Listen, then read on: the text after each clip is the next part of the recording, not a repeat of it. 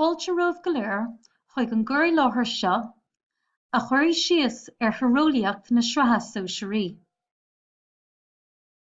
Is dócha go bhfaca sibh an ráite seo cheana. Cuirtear na scoileoirí i gceartslár an teagaisc agus na fealama.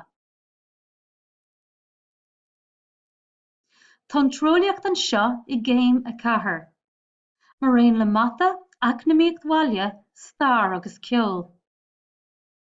Tháinig na hábhar eile anseo roinne agus tá ábhar eile ag teacht chomh maith. Tuisgur athrú mór atá i gceist, tá oilint mór chomh maith. An scoil uile, foláine, clór fealama leibhéal a dóinne, oilint cheannaireachta, is samhúil den ábhar féin freisin.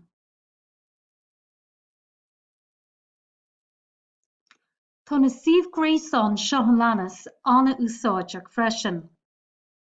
SSM.ie, curriculummerlína.ie agus NCCA.ie chomh maith. Tá leagan Gaeilge ar fáil dus na suíomh-gréasán sin. Ná déananig go dearmad, súlach habh ar an leathanach Twitter atá agan, mar tá go leor áisina le fáil ann chomh maith. Is dócha go bhfaca sibh an sleán anseo roimh an bpointe seo. Tá na principal, is na ráite fealama, is na príomhscoileanna iontach tábhachtach. Tá an treolas anseo mar ábhar agus tá béim iontach mór ar an bholáine chomh maith. Tá sé tábhachtach a bheith ólasach faoin na clór fealama leibhéal a dóinne. Deara leibhéal a dó don grúpa ord scoileoirí atá faoi mhíchumas ginearálta fealama i gcaiteagar na míchumas mánach ardsaimíochta agus i gcaiteagar na míchumas éadrom ísealaimíochta.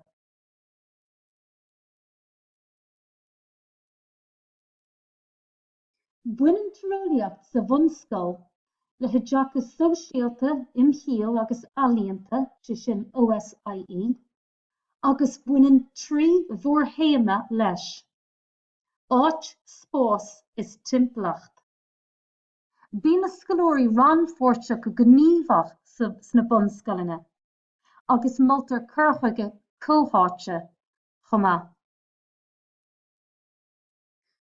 Deara an tionraíocht de Tíreolaíocht na sraithe sóisiúrí ar bhealach le go dtagann siad le téamaí agus gnéithe suntasacha de Tíreolaíocht na Hartaisteamaireachta, agus is féidir an tolas agus na scileanna a fealaíocha úsáid arís dá thoradh.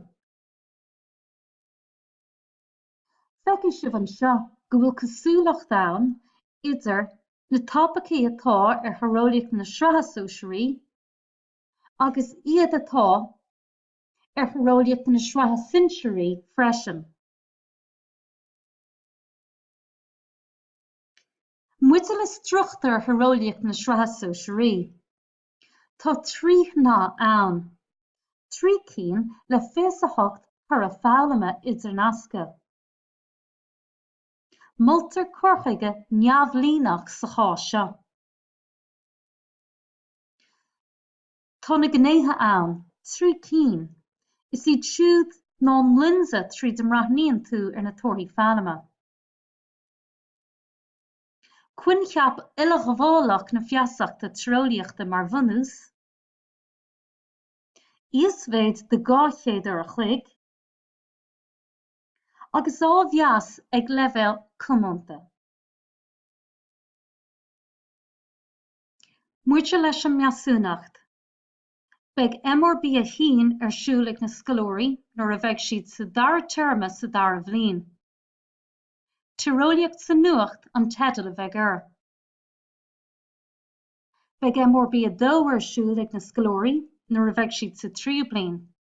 Mo Tíreolaíocht an teadal a bheidh air. Beidh an tasc measúnaithe á dhéanamh acu agus iad san sa 3 bliain.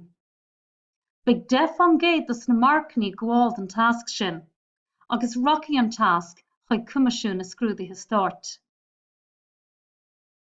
Beag scrúdú deirú ag na scoilóirí i míon bheithimh sa tríú bliain.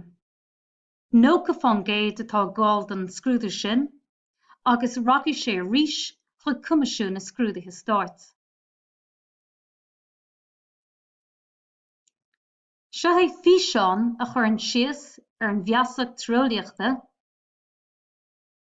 agus is ás teagasc iontach atá i gceist le páiltún chun áisina chruthú tríú bhán na Ghaeilge.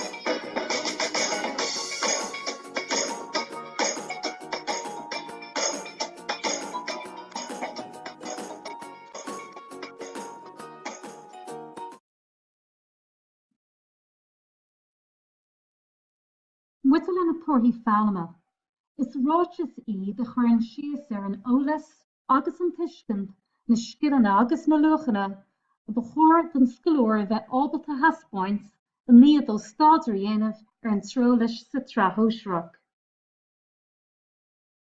Leagan an tionraíocht amach gur le haghaidh 3 bliana atá na torthaí fealama, agus dóibhrí sin nach mbeidh na torthaí fealama an riachtar orthu ag poinse ama ar le curthaí gríoch ach go dtach gabhadh siad fós le fealama an scoilúire sa treolas go dtí deireadh na sreatha sóisiúrí. Caróidh an liste dus na bríomhar gníomh agus an chúis chun tuiscint a fháil ar an méid a bhfuiltear ag súil leis an scoilúire i ngach tar a fealama. Tá na gnéithe iontach tábhachtach. Tá 3 cín ann, 6 linse atá i gceist. Cuireadh siad san an dóigh a dtiocadh an scoilúirí isteach ar na torthaí fealama sna sneachlanna in iúl. PPCS ná Próiseas Pátrúins Córas agus Scála, Scileanna Tíreolaíochta agus in bhunaíocht chomh maith. Tá sé tábhachtach na torthaí fealama is spéanú amach.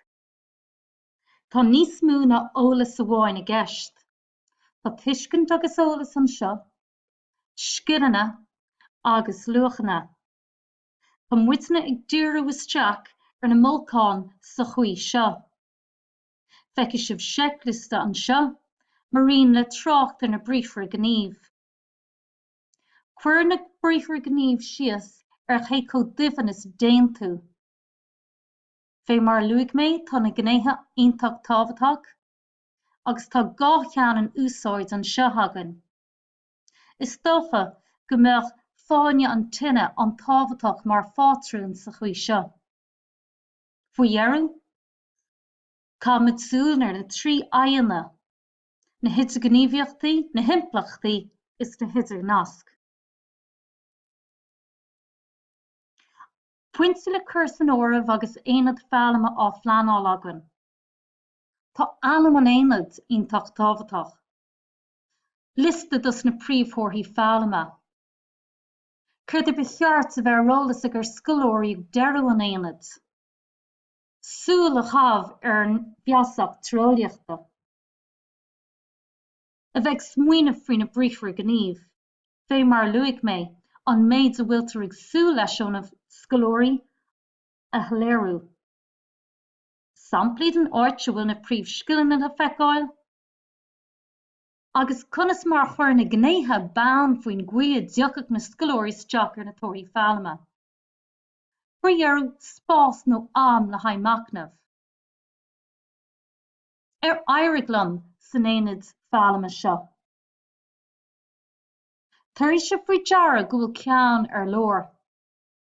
Sé sin conas i dhéanamid seiceáil isteach ar an bheallam, agus tá measúnacht iontach tábhachtach sa chás seo.